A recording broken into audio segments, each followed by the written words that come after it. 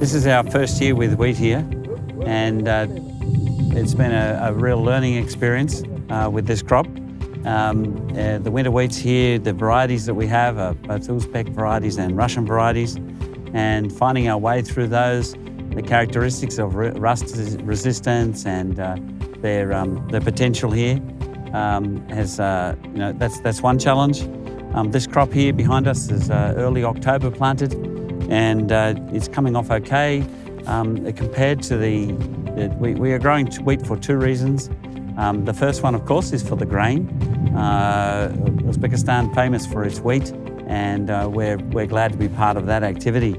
But the second part of why we're growing wheat is that it's a fantastic contributor of organic matter, a lot of mass both above the ground and below the ground.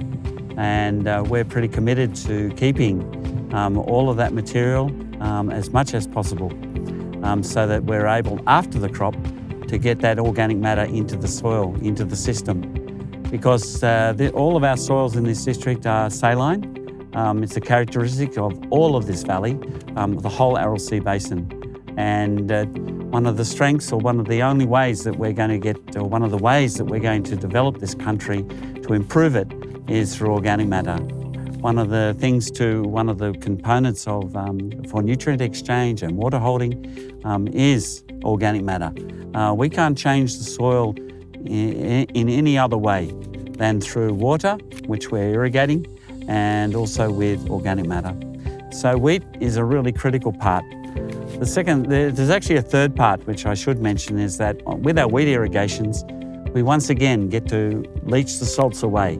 We know that all of our country has got the drainage system, the closed collectors, underground drainage, where when we're irrigating on top, that water is soaking through the soil, coming out through the underground system, which has been here now for about 40, 30 years, and is draining away, taking with it, exporting the salt. So wheat is one way where we're able to put water in, and yes, we're using quite a bit of water in that process, but we're improving the soil, we're producing wheat, and in the long run, that will help us in our cotton program as well. So they glove together quite well.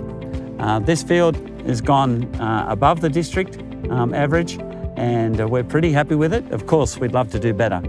And as I said, we're just learning and learning the techniques and the way to make it the best. So we have with us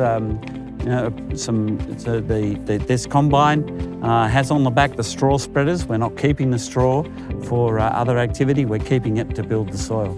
So that's some quite radical changes to the way that wheat is usually used here. And we're pretty happy with this result at this moment.